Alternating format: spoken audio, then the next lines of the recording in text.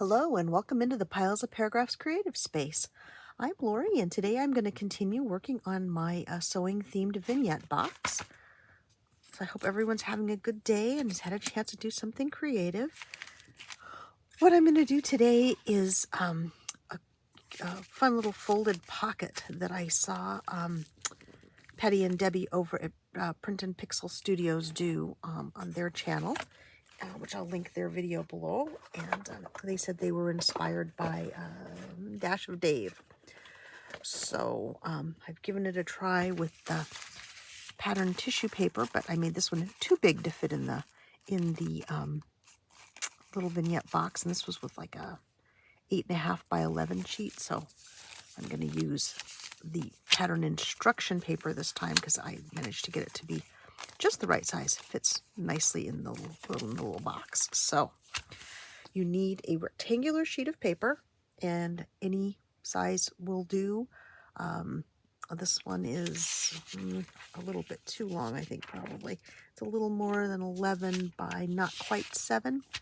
So what I'm going to do is just fold this edge up, and you can trim it off, but I'm going to keep it just to make everything a little bit sturdier. So the first step, make sure it's still rectangle in shape. Can't be square because that will not work. And I will take this and fold it in half. And you'll want to watch the other folks do this. They'll do it way better than I do. And you don't want to crease the entire thing, just crease the edges so you can see where the middle is. And then you can draw a line down the center if you want to. I'm not going to in this particular case. And then you take this side and fold it up to meet that line. And you want to try to get this part straight. Get it as close to, oops, I missed a little bit. That's the thing about the sewing pattern paper. It's very forgiving. It's also a little tedious. So the pattern instruction paper is a bit easier to use. So I will fold this up. I want to try to make this straight if you can. Straight-ish, this is the land of ish. And I will take this corner, oops, if I can get hold of it. And you want to bring it up so that this edge lines up with this edge. Okay. And then crease that along here. And then flip it like this, because you have kind of something starting to resemble a little envelope here. Okay. And we flip it up like this, so now it really resembles an envelope. And then we want to bring this piece over just far enough to tuck in, because that's what's going to hold everything together, so that determines how big your little pocket is. Make mine just a tiny bit wider, I think. Let's see, will that work? Let's tuck in there. Yes. Okay, so I will crease this edge, bring this over, line this up here, and then do a crease there, and then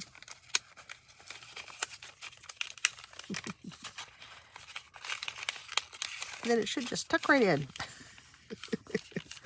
Yeah, my brain and my hands are not cooperating today. They are not communicating well with each other. So, you have lots of little tuck spots here. Let me grab I think these will be handy to kind of help control these long button. Pocket on the back. Got a pocket in the center. Well, a pocket that has no bottom in the center. A pocket here. A pocket here. If you really want to, you can use this little flap there, or you can fold it over and glue it down. So that was just kind of a fun little quick pocket. And it does, if you do it that size, roughly 7 by 9-ish, it fits right in the little vignette box. And it'll give us a little something different to hold our pieces. And the ones they did, they used as like a secret writing spot. Of course, this has printing on both sides, but I guess you could write in there, couldn't you? There's enough empty space. Or I guess if you really wanted to, you could do a little bit of glue down here and make that a forever pocket. But anyways, it just folds right in there. So I thought that was kind of a fun thing. They always have such great ideas on their channel. I love their channel. A little bit narrower than this. I don't think these will not fit. Oh, it will fit in the front. So you could use those also in there. So what else do we have? I do have some scrapbook paper that I bought specifically for this project. And it's all, a lot of it is sewing themed. I thought that'd be fun to make some little pieces and put in there. I also have a large piece of, where is it? Where did I put it? There it is. A scrapbook paper that I bought, which is the same theme as that one, and it's stitched together, and I guess it's Memory Place. I got it from scrapbook.com, but it's got all these cute little images, and I thought these would be kind of fun placed in that particular pocket. So we're coming along with things for the vignette box. We have these new pockets. We have these little library pockets that we made. We of course have the slimline buttons. I've got some vintage buttons that I'm going to put in just as they are. I still have my snap sew on fasteners as it is, but I still think I want to add something to that. We have this little piece. It's just a little folder with the buttons on the front of it. Of course, I did my little thread holders. Got the snaps that I did actually make into something. A little pocket on the front of this. And then we have the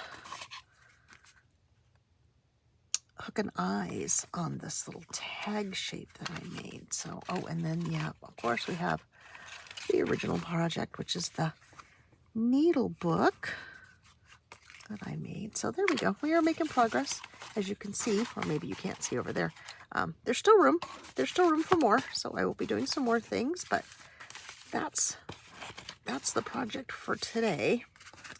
And hopefully next time when you see those little pockets, they'll be full of things.